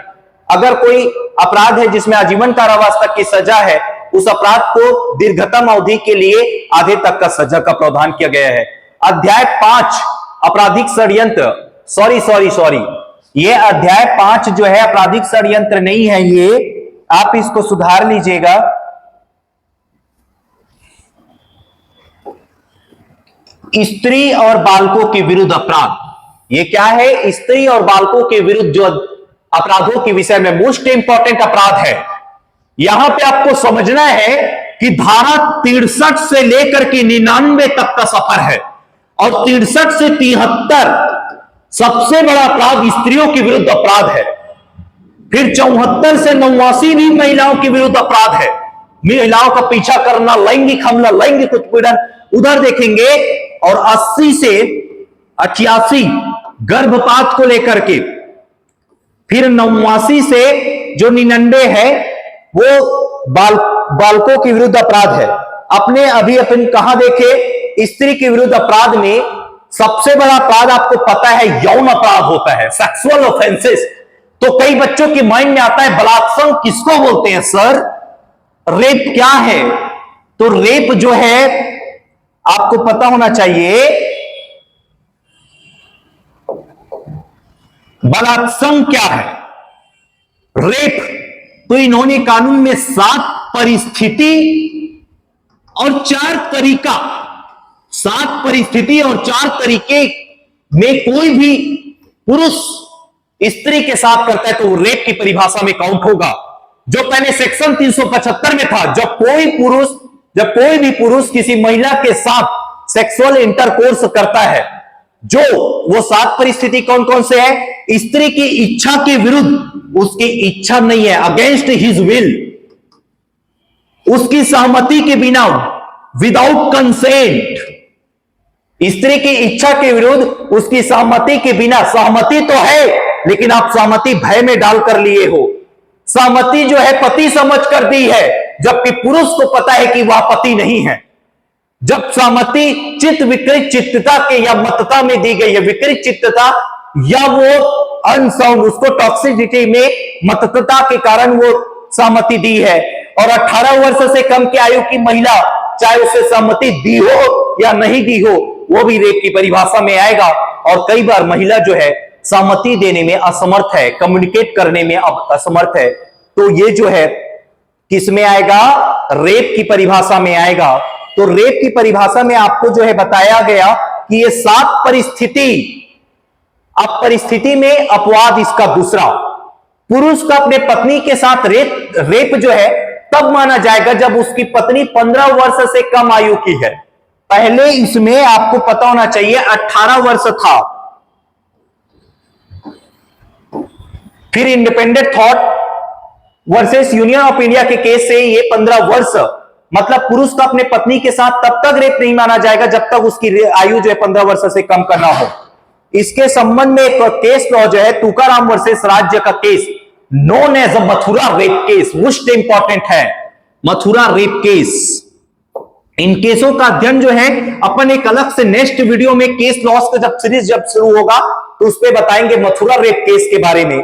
फिर धारा 64 किसके? बलात्कार के लिए दंड। तो बलात्कार के लिए दंड में 10 वर्ष से कम नहीं, आजीवन कारावास प्लस जुर्माना। तो धारा 63 में किसके बारे में? रेप की परिभाषा बताया, 7 परिस्थिति और 4 सिचुएशन, मैनर, 7 सिचुएशन और 4 तरीका। 7 परिस्थिति था और 4 मैनर था। मैनर को उन्होंने नहीं बताया, तरीका आप एक बार पढ़ के देखिएगा। फिर धारा 64 में बलात्कार के लिए दंड है तो 10 वर्ष से कम नहीं, आजीवन कारावास प्लस जुर्माना। 13 दशाओं में बलात्संग, ये 13 दशाओं में। इसके धारा 64 के सेकेंड जब क्लास पढ़ोगे तो वो 13 कंडीशंस दिए हुए हैं, वहां पर सजा का अलग अलग प्रावधान है। फिर धारा 65, अगर 16 वर्ष से कम आयु की स्त्री से बलात्संग करेगा वह 20 वर्ष तक की सजा, 20 वर्ष तक की सजा, आजीवन कारावास प्लस जुर्माना हो सकता है अगर 16 वर्ष से कम आयु के साथ है तब। फिर धारा 66 की तरफ बात करते हैं, पीड़िता की मृत्यु कारित करने या लगातार निष्क्रिय स्थिति में बने रहने के लिए परिणाम उत्पन्न करने के लिए, मतलब पीड़िता की उस कंडीशंस में मृत्यु कारित करने या लगातार मतलब रेप के दौरान उसकी मृत्यु कारित हो जाता है तो 20 वर्ष सजा। इसमें कितना है दोस्तों? तो 20 वर्ष से आजीवन कारावास या मृत्यु दंड तक हो सकता है। धारा 67 का देखोगे तो पृथक रहने के दौरान पति द्वारा अपने पत्नी के साथ आप सेपरेशन में हो, अलग रहते हो, तो इसको रेप के कंडीशंस में नहीं लाया है बलात्संग ने। अलग रहने के दौरान अगर कोई पति अपने पत्नी के साथ जो है सेक्सुअल इंटरकोर्स करता है तो उसको 2 वर्ष से मिनिमम 2 वर्ष से 7 वर्ष तक प्लस जुर्माना की सजा जो है यहां तक प्रावधान है, जो पहले सेक्शन 376 में था। ये देखो, ये आप लोगों को समझने के लिए 376 तो पुराने आईपीसी का भी जिक्र जो है इसमें किया गया है। धारा 68 प्राधिकारवान व्यक्ति द्वारा मैथुन। प्राधिकारवान, अब ये शब्द को जो है प्राधिकारवान मतलब किसको बोलते हैं सर? तो कोई प्राधिकारी द्वारा, जैसे जेलर साहब के द्वारा हॉस्पिटल में, मेडिकल स्टाफ के द्वारा मेडिकल स्टाफ में, या फिर ऐसे जो ऑथराइज पर्सन के द्वारा अगर उसके साथ रेप किया जाता है तो 5 वर्ष से 10 वर्ष 5 वर्ष से 10 वर्ष प्लस जुर्माना का सजा का प्रावधान है। धारा 69 अभी जो भारतीय न्याय संहिता में नया जो सेक्शन ऐड हुआ कि प्रवंचना पूर्व साधन आदि से नियोजक द्वारा मैथुन, मतलब कोई भी प्रवंचना पूर्वक साधनों के द्वारा आप किसी स्त्री से विवाह करने के वचन के द्वारा विवाह का प्रॉमिस कर से फॉल्स प्रॉमिस ऑफ मैरिज करके जब आप उसके साथ सेक्सुअल इंटरकोर्स करते हो तो उसके लिए आपको 10 वर्ष से जुर्माना तक। अब इसमें इन्होंने प्रवंचना का शब्द, प्रवंचना पूर्व साधना शब्द का अर्थ इन्होंने बताया है कि कोई भी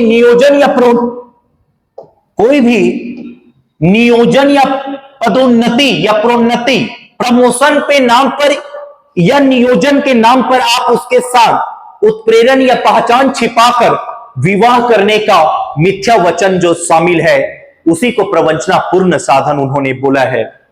तो इसके लिए 10 वर्ष प्लस जुर्माना तक का सजा का प्रावधान है। फिर जब अपन धारा 70 की बात करते हैं तो गैंग रेप है, सामूहिक बलात्संग। जब 18 वर्ष से कम आयु की महिला के साथ अगर एक से अधिक पुरुष अगर करता है तो उसे आजीवन कारावास प्लस जुर्माना या मृत्यु दंड तक का इसमें सजा का प्रावधान है। उसके अलावा धारा 71 पुनरावृत्त अपराधी के लिए दंड। मान लो आप ऑलरेडी एक केस में जो है क्या हो, रेप की सजा आपको मिल चुका है, उसके बावजूद अगर पुनरावृत्त आप करते हो तो उसके लिए आजीवन कारावास मृत्युदंड। धारा 72 काम करनी है। धारा 73 न्यायालय की कार्रवाई में बिना अनुमति की कार्रवाई से संबंधित कोई भी सामग्री छिपाना या प्रकाशित करना जो है धारा 73 में दंड है।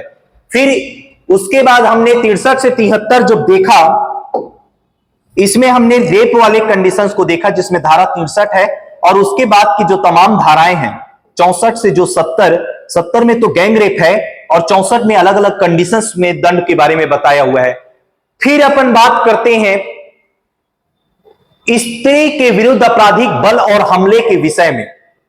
स्त्री के विरुद्ध तो देखो धारा 74, पहले 354 था।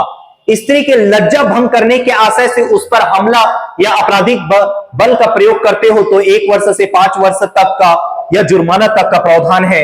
उसके अलावा धारा 75 जो पहले 354A, यहां पे मिस प्रिंट हुआ है दोस्तों, इसको सुधार लेना। पहले ये जो था 354A में था कि लैंगिक उत्पीड़न और लैंगिक उत्पीड़न के लिए दंड। जब कोई भी पुरुष जो है किसी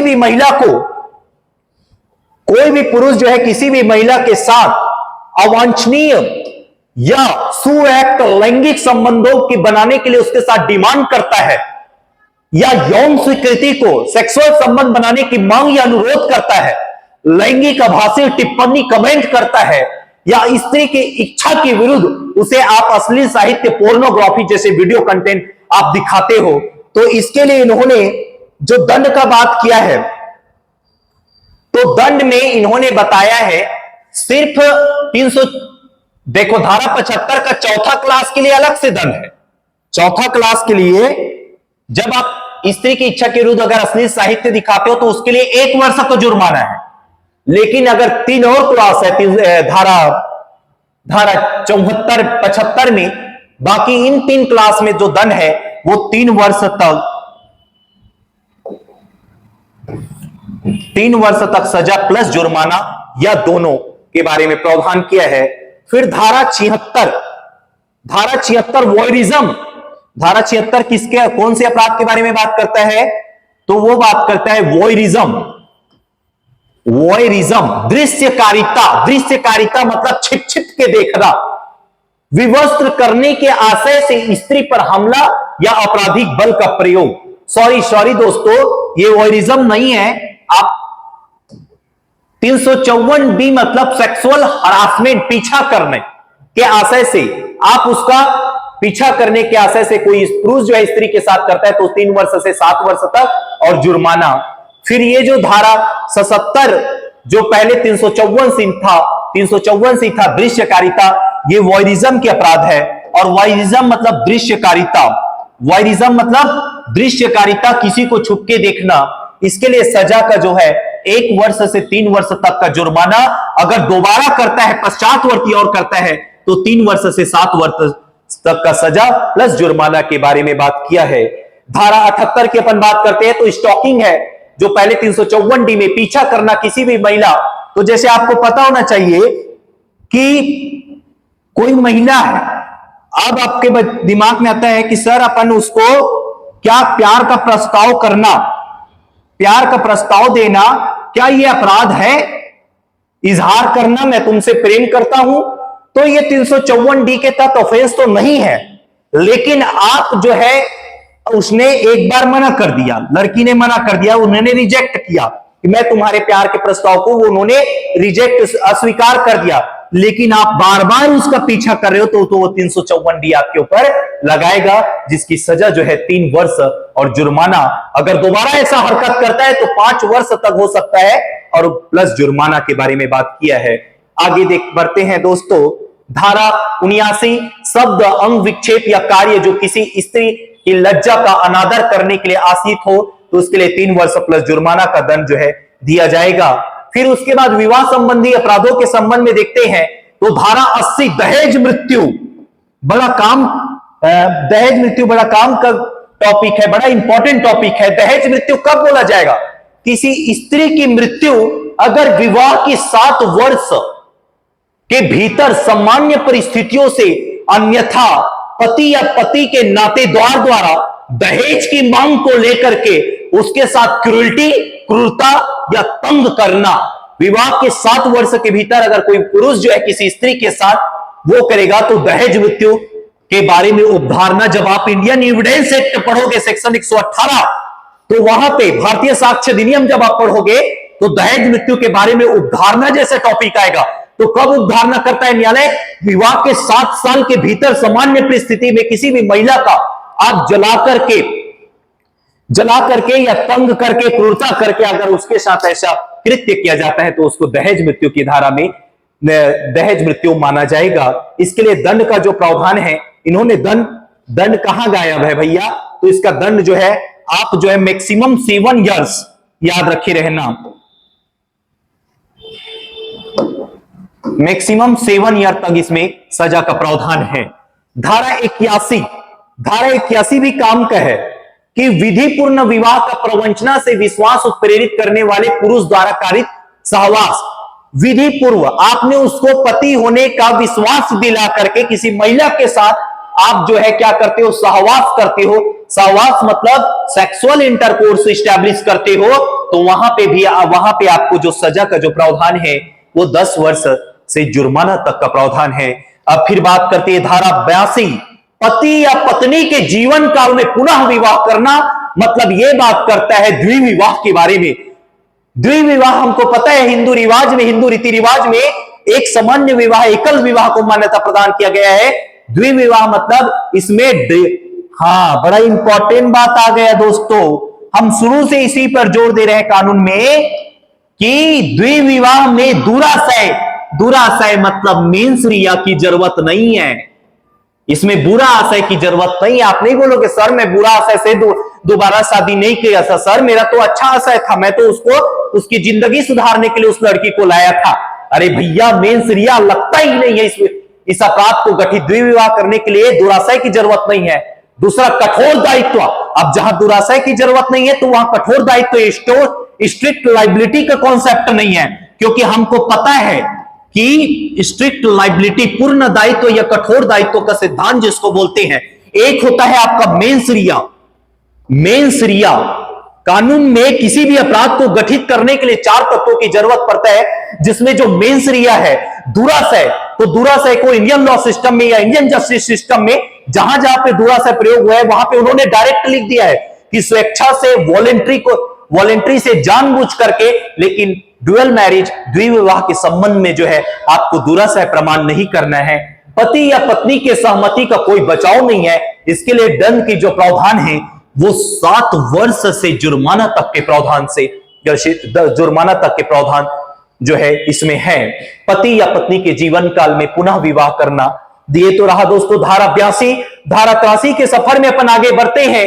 विधि पूर्ण विवाह की भिन्न, विधि पूर्ण मतलब जो लीगल मैरिज है, जो आपको कानून में जो परमिशन नहीं है, विधि पूर्ण विवाह के बिना कपट पूर्व विवाह कर्म करने का पूरा करना।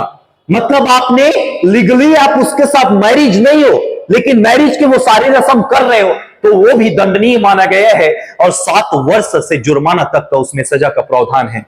फिर बात करते हैं दोस्तों धारा 84, विवाहिता स्त्री को आपराधिक आशय से। इसमें देखो भैया आशय शब्द आ गया है जी।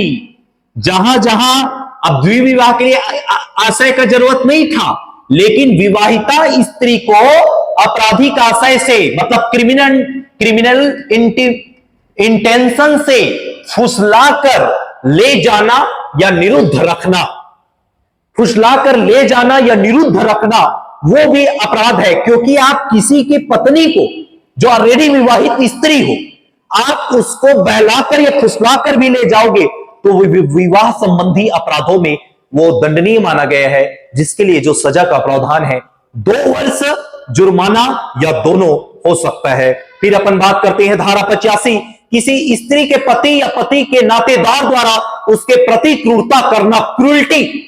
जो पहले आप आईपीसी जो पढ़ते थे भैया, क्रूरता जो कहते थे 498, तो क्रूरता का डेफिनेशन इन्होंने आगे वाले धारे में बताया है। धारा 86 देखेंगे, क्रूरता करने का जो दंड जो बताया उन्होंने, पति के परिवार या नातेदार द्वारा, हो सकता है उसके भाई के द्वारा, उसके भाभी के द्वारा, उसके सास और ससुर के द्वारा क्रूरटी को डिफाइन है, जिसके लिए सजा का प्रावधान 3 वर्ष या जुर्माना है। और धारा 86 में उन्होंने क्रूरता की भी परिभाषा बता दिया। तो क्रूरता की परिभाषा अपन डोमेस्टिक वायलेंस एक्ट, घरेलू हिंसा से महिलाओं का संरक्षण अधिनियम 2005 का जब कानून पढ़ेंगे, वहां पे क्रूरटी का डेफिनेशन, क्रूरता की डेफिनेशन को वाइडर लैंग्वेज में बताया है, जिसमें उसके पति, उसके गृहस्थी साझेदार, गृहस्थी के द्वारा उनके सारी रिलेशनशिप जो है उसमें आएंगे। और वो कौन कौन से क्रूरता में, क्या सर शारीरिक प्रताड़ना ही दिया जाएगा भैया? अरे ऐसा कुछ नहीं है, मानसिक भी तो तनाव होता है, तो मां नहीं बन पा रही है तो क्या है, ऐसे शब्द इंगित क्या करते हैं समाज के? मानसिक भी, वित्तीय भी, सर तुम्हारे बाप ने है तो दहेज में का दिया। तो ये जो तमाम वर्ड है वो जो है क्रूरता की डेफिनेशंस को वाइडर करता है। फिर बात आती है धारा 87 की। तो धारा 87 में जो है विवाह आदि विवश करने के लिए किसी भी स्त्री को वैपहरण करना। अब ये जो शब्द है भाई, वैपहरण करना, तो भैया ये कहां है सर? अब ये आगे पढ़ेंगे ना भैया, संपत्ति विरुद्ध संपत्ति के संबंधित अपराध में व्यापरण करना, अपहरण करना, किडनैपिंग करना, एब्डक्शन करना या किसी को इंड्यूस करना। किसके लिए इंड्यूस कर रहे हो? विवाह करने के लिए। विवाह या आदि लिखा है तो विवाह के अलावा कुछ भी हो सकता है, उन्होंने कानून ने उसको बताया नहीं। तो जिस बातों का अर्थ उन्होंने नहीं बताया तो हम शुरू से देख रहे हैं, कहां से लिया जाएगा उसका अर्थ, कमेंट बॉक्स में जरूर बताइएगा। अब आगे बात करते हैं दोस्तों धारा 87 के बाद गर्भपात करने, कारित करना। जो गर्भपात कारित करने के अपराधों के संबंध में, क्योंकि हम जो पढ़ रहे हैं अभी आपके सामने 63 से 99 के सफर में है भैया, और 63 से 99 में हमने जो स्त्री के विरुद्ध जो सबसे बड़ा अपराध है रेप वाला, उसको हमने बलात्संग के अपराध को 63 से 73 में देखे, और फिर 74 से 89 में महिलाओं के लज्जा भंग वाले अपराध को देखे, और 80 से 87 में विवाह संबंधी अपराध को देखे, और 88 से आगे का सफर जो है अभी गर्भपात कारित करने के संबंध में है। गर्भपात कारित करना एक अपने आप में अपराध है। इसके लिए हमारे देश में कानून भी बना है, तो वो जो है स्पेशल लॉ है। लेकिन उससे पहले, स्पेशल लॉ नहीं होने से पहले तो अपना आईपीसी था। जैसे जिस प्रकार से पॉक्सो कानून आने से पहले 2012 से पहले क्या 18 वर्ष से कम की लड़कियों के साथ पहले क्या नहीं होता था सर, ऐसे गलत कृत्य होता था भाई, तो 375 में उसको काउंट कर लेते थे। इनका वैसे सेम जो है गर्भपात संबंधी में यहां जो कानून में कुछ बातें लिखा है। तो धारा 88 में ये डायरेक्ट पूछा है, सिविल जज का जो एग्जाम हुआ अभी आपका, उसमें यहां से क्वेश्चन आया था भाई कि गर्भपात कारित करना कौन से सेक्शन में है भैया। कितना इजी लैंग्वेज था, उसको भी हम नहीं बना पा रहे हैं। तो हमको पढ़ाई पे ध्यान देना होगा, समझना होगा चीजों को कि गर्भपात कारित करना, जो भी कोई गर्भवती स्त्री का स्वेच्छया वॉलेंट्री गर्भपात कारित करेगा, यदि ऐसा गर्भपात उस स्त्री का जीवन बचाने के प्रयोजन से सद्भावनापूर्वक कारित न किया जाए, तो देखो, अगर उस स्त्री का उस गर्भपात करने से स्त्री की जान बचाना है तो वो गुड फैथ में किया गया, तो वो दंडनीय नहीं होगा। लेकिन आप स्वेच्छा से कर रहे हो, वहां पे आपका कोई गुड फैथ नहीं है, तो दंड जो है 3 वर्ष तक का इसमें दंड का प्रावधान है, और जुर्माना या दोनों से आपको दोनों से दंडित किया जाएगा। यदि स्त्री स्पंदन गर्भा हो, स्पंदन मतलब स्त्री के गर्भ में हो, तो भैया बड़ा खतरनाक धारा लग जाएगा, दंड की प्रवृत्ति बढ़ जाएगा, 7 वर्ष और जुर्माना। गर्भ में जो बच्चे हैं, गर्भ में जो शिशु है, उसकी हत्या के लिए फिर आपको 7 वर्ष और जुर्माना तक का सजा का प्रावधान दिया गया है। धारा 89, स्त्री के सहमति के बिना गर्भपात कारित करना। स्त्री के सहमति के बिना, चाहे स्त्री स्पंदन गर्भा हो या ना हो, तो इसके लिए दंड का प्रावधान किया है आजीवन। स्त्री की सहमति नहीं है भैया, तो स्त्री की सहमति नहीं है, वहां पे आपको आजीवन कारावास से लेकर के 10 वर्ष तक का कारावास और जुर्माना से सजा से आपको दंडित किया जाएगा। धारा 89 के बाद आता है आपका धारा 90, गर्भपात कारित करने के आशय से किए गए कार्यों द्वारा कारित मृत्यु। मान लो आपने गर्भपात कारित कर रहे हो और उससे सामने वाले की मृत्यु हो जाती है, तो उसके संबंध में जो दंड का प्रावधान जो किया है वो 10 वर्ष से जुर्माना, 10 वर्ष और जुर्माना दोनों से आपको दंडित किया जाएगा। यदि वह कार्य स्त्री के सहमति के बिना किया जाए तो वह आजीवन कारावास से या ऊपर बताए हुए दंड से दंडित किया जाएगा। फिर आगे बढ़ते हैं, धारा 91, शिशु का जीवित पैदा होना रोकने या जन्म के पश्चात उसकी मृत्यु कारित करने के आशय से कोई किया गया कार्य, वह कार्य माता के जीवन के लिए, बचाव के लिए किया गया, सद्भाव पूर्वक नहीं किया गया है, तो दंड, इसमें जो दंड है वो 10 वर्ष और जुर्माना या दोनों। आप लोगों के दिमाग में ये आ रहा होगा सर बहुत सारे दंड मिल रहे हैं, तो इसके लिए अपन जो है चार्ट आपके सामने लाएंगे। नेक्स्ट वीडियो में आपको इसको चार्ट के माध्यम से समझाया जाएगा कि एक तरफ आपका दंड रहेगा और एक तरफ आपका सेक्शन का ट्रिक वर्ड रहेगा, क्योंकि आप भी कॉन्सेप्ट को समझिए, दंडों को रटने का कोशिश मत कीजिए। दंड कई सारा दंड है, कौन से दंड रटना है हम जरूर आपके बीच में बताएंगे। फिर धारा 92 की बात करते हैं, ऐसे कार्य द्वारा जो आपराधिक मानव वध की कोटि में आता हो, किसी सजीव अजात शिशु की मृत्यु कारित करना। देखो, कोई सजीव मां के गर्भ में कोई बच्चा है, मां के गर्भ में कोई बच्चा है और उसकी मृत्यु कारित कर देते हो, तो 2 क्वेश्चन आता है, क्या यह आपराधिक मानव वध होगा सर, कल्पेबल होमिसाइड होगा, कि ये जो है धारा 92 में कवर्ड होगा। तो जब आपको आपराधिक मानव वध का जब कॉन्सेप्ट समझाया जाएगा तो उसके एक स्पष्टीकरण आएगा। स्पष्टीकरण 2 या 3, यहां से इस टॉपिक को क्लियर किया जाएगा।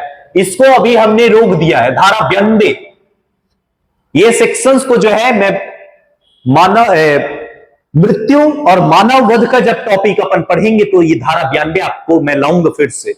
फिर धारा 93 की सफर में चलते हैं। धारा 93 तो नॉर्मल बोलता है कि 12 वर्ष से कम आयु के शिशु का आरक्षित डाल दिया जाना और परित्याग। कई बच्चे को 12 वर्ष से कम आयु का कोई बच्चा है, आप उसको शिशु के पिता या माता या उसकी देख रेख रखने वाले व्यक्ति द्वारा उसको कहीं पे परित्याग कर देना, छोड़ देना, तो उसके लिए दंड बताया 7 वर्ष का जुर्माना या दोनों।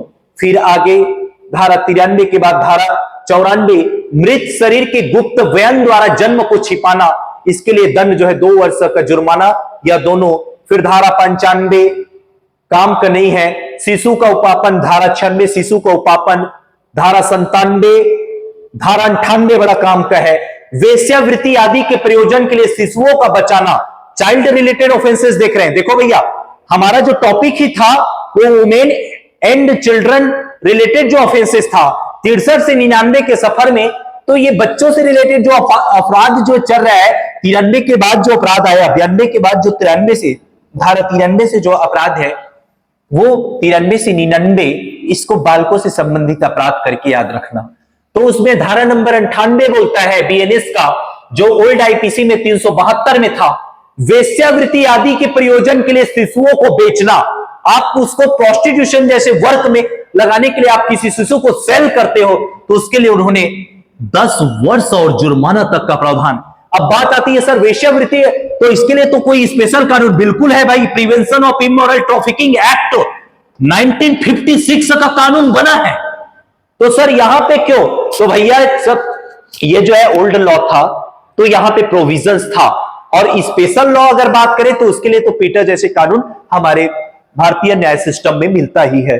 फिर अपन बात करते हैं धारा 98 वेश्यावृत्ति आदि के प्रयोजन के लिए शिशुओं को खरीदना।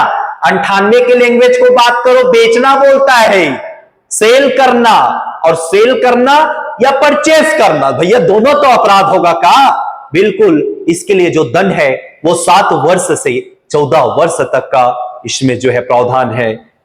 आप सभी बच्चों को जो आज हमारा जो सफर था यही तक था, धारा 1 से लेकर के धारा 99 तक जो है भाग 5 हमारा कंप्लीट हुआ। ये जो है हमारा कोचिंग एक साथ सम्मानित किया गया, जो तथागत ट्यूटोरियल,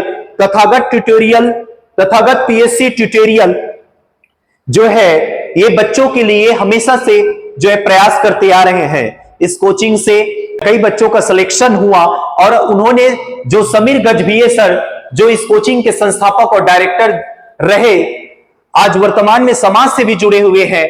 आप सभी बच्चों को अगर कहीं भी लॉ के कानून के क्षेत्र में या समाज पीएससी व्यापम के क्षेत्र में कुछ भी अगर दिक्कत होता है तो एक बार जरूर सर जी से मिलिएगा। और हमारे कोचिंग जो है आपको और ये बताने चाहे कि लॉ के फील्ड में तथागत कोचिंग जो है 27 अक्टूबर 2025 से जो है लॉ का न्यू बैच लॉन्च किया जा रहा है, जिसमें एआईबी का एग्जाम, ऑल इंडिया बार एग्जामिनेशन को ध्यान में रखते हुए पहले कोर्स हमने लॉन्च किया है। ऑनलाइन व ऑफलाइन क्लासेस दोनों रहेगा। आप सभी को दिल से धन्यवाद। शुभ दीपावली।